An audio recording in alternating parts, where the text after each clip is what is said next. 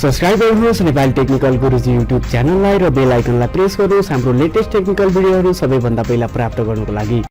नमस्कार साथीहरू, तपाईं हेर्दै हुनुहुन्छ नेपाली टेक्निकल गुरुजी युट्युब च्यानल र म सागर। साथीहरू, हामीले आफ्नो कम्प्युटरमा नयाँ विन्डोज इन्स्टल गरिसकेपछि त्यसमा भएका विभिन्न सफ्टवेयर लगायत हाम्रो कम्प्युटरमा भएका विभिन्न फन्टहरू पनि डिलिट भएर जान्छन् अथवा हराउँछन्। त्यहाँनिरबाट हामीले नेपालीमा टाइपिङ गर्नु पर्यो भने एकदमै समस्या हुन्छ। हामीले नयाँ विन्डोज आफ्नो कम्प्युटरमा राखिसकेपछि त्यसमा इङ्ग्लिस ल्याङ्ग्वेजको फन्टहरू अथवा इङ्ग्लिस फन्टहरू त आइरहेको हुन्छ, अलरेडी अटोमेटिक आउँछ, तर नेपाली फन्ट भने हामीले मेनुअली इन्स्टल गर्नुपर्ने हुन्छ। त्यसैले साथीहरू, आजको यो भिडियोमा मैले तपाईँहरूको लागि हाम्रो कम्प्युटरमा प्रीति फन्ट अथवा नेपाली फन्ट कसरी इन्स्टल गर्ने भन्ने बारेमा बताउने छु। यदि तपाईँहरूले पनि यस बारेमा पुरै जानकारी लिन चाहनुहुन्छ भने पक्कै पनि यो भिडियोलाई अन्तसम्म हेर्नु होला। Let's start.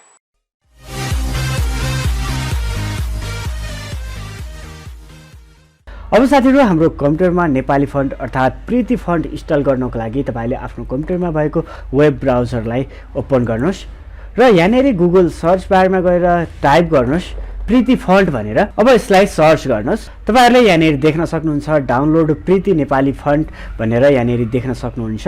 यसमा क्लिक गर्नुहोस्। यसको डाइरेक्ट डाउनलोड लिंक मैले तल भिडियोको डिस्क्रिप्सनमा दिएको छु, त्यहाँबाट पनि तपाईहरुले यो नेपाली फन्टलाई डाइरेक्ट डाउनलोड गर्न सक्नुहुनेछ। अब साथीहरु, हाम्रो अगाडि एउटा यस्तो खालको पेज खुलिसकेको छ। यहाँ देख्न सक्नुहुन्छ प्रीति नेपाली फन्ट भनेर यहाँनिर डाउनलोड भनेर लेखेको छ। यसमा क्लिक गर्नुहोस्। यो डाउनलोड स्टार्ट हुनेछ।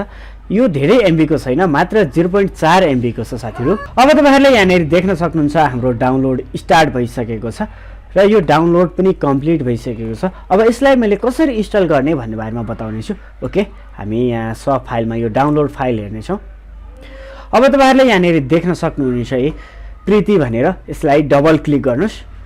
अब हाम्रो अगाडि एउटा यस्तो खालको पेज खुल्नेछ अथवा एउटा यस्तो खालको डायलग बक्स खुल्नेछ। यहाँनिर तपाईले देख्न सक्नुहुन्छ साइडमा इन्स्टल भनेर, यो बटनमा क्लिक गर्नुहोस्। ओके, मैले अलरेडी इन्स्टल गरेको हुनाले यहाँनिर the Preeti font is already installed, do you want to replace it भनेको छ। ओके, मैले यस गर्नेछु। अब यहाँनिर हाम्रो यो नेपाली फन्ट इन्स्टल भइसकेको छ। यहाँ देख्न सक्नुहुन्छ साथीहरु, यसरी तपाईहरुले आफ्नो कम्प्युटरमा नेपाली फन्ट इन्स्टल गर्न सक्नुहुन्छ। यो नेपाली मात्र नभई अन्य तपाईहरुलाई जुन फन्टहरू चाहिएको छ त्यसको लागि तपाईहरुले यहाँनिर आफ्नो ब्राउजरमा भएको गुगल सर्च बारमा गएर यहाँनिर टाइप गर्नुहोस्। ओके, गुगल सर्च बारमा 3D फन्ट भनेर यहाँनिर तपाईहरुले देख्न सक्नुहुन्छ विभिन्न 3D फन्टहरू छ। यसमा क्लिक गर्नुभयो भने धेरै फन्टहरू आउनेछ।